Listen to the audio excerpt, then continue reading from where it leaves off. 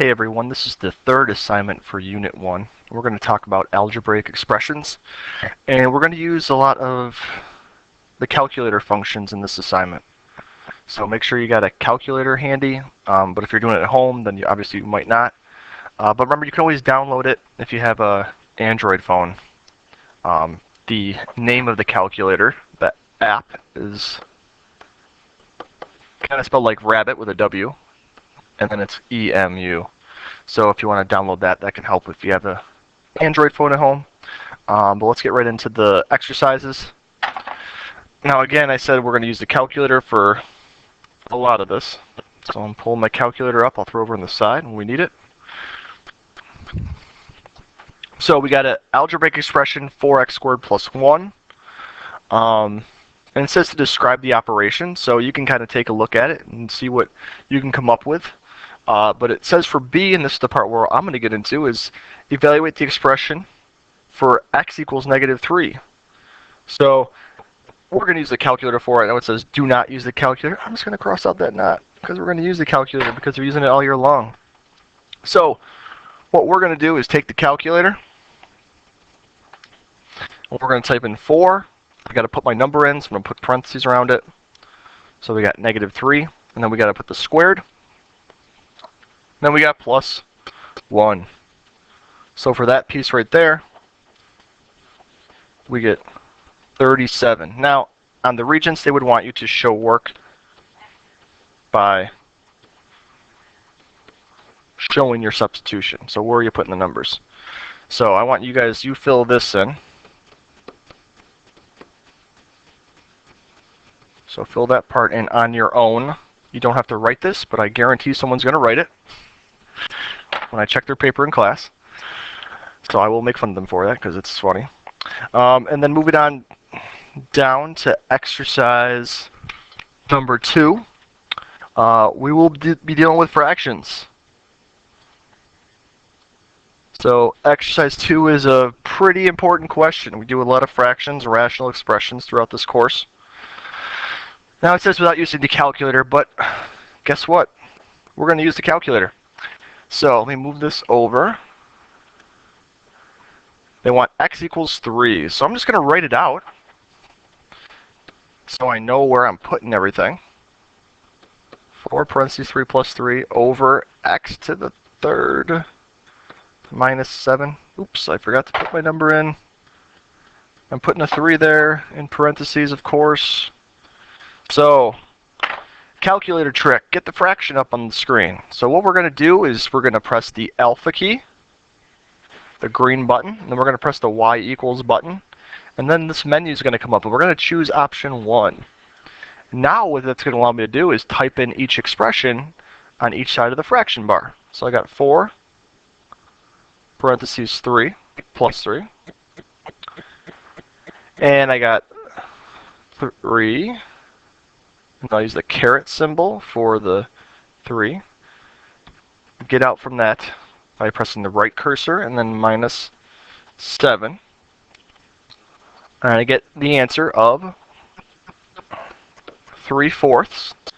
Now, it could also be 0.75. Either one would be acceptable, but this one, because we gave it a fraction, it's going to spit out a fraction for us. So, and for part B, this reason why this would not be correct is because they didn't divide the whole thing. They're just dividing the 3 by the 3. So you got to make sure you use that fraction option. We'll get used to that as the time goes on. And for exercise 3, something else that we'll be using very, very much, absolute value. So they're asking if these two expressions are equivalent. So pretty much, if they were equivalent, that would mean they would be equal all the time. So what we can do is we can substitute a number in, but we could also use that y equals function in the calculator like I talked about, I think on the first assignment. So I'm going to type in each of these. Again, just calculator tricks. We're talking about that equivalent term, which means equal. I need to get the absolute value sign, so I press the math button. Go to the right, pick ABS. So I got x minus 8 plus 2 And then I'll go to Y2 and I'll type in math, go to ABS again, X, get out of it. I'm pressing the cursor to the right and then putting plus 10. So what I'm looking for right now, I am looking for one graph only. So right now I only see one graph. So I'm going to go from my Y1 to my Y2 columns, and I'm looking to see if those table values are different or the same. So they are different since they are not the same graph. They are not equivalent. It looks like they were for some values, but it's got to be for all. I went ahead and flipped to the back. We're going to look at exercise 5. I'm going to have you work on exercise 6 on your own. So do that one on your own.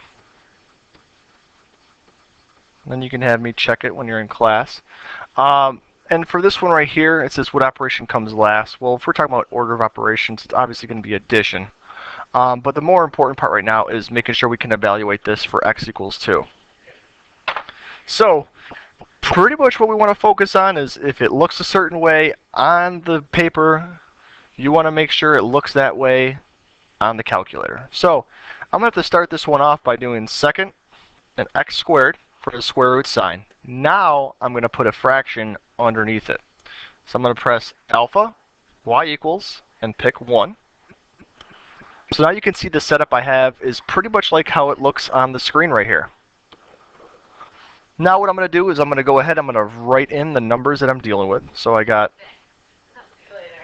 2 minus 8 in the top, and then I have 5 parentheses 2 squared plus 4 on the bottom.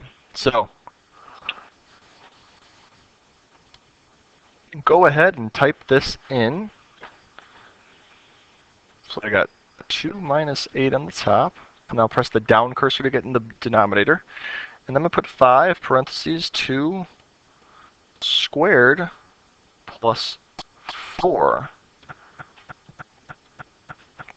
So that's what it should look like currently. Okay.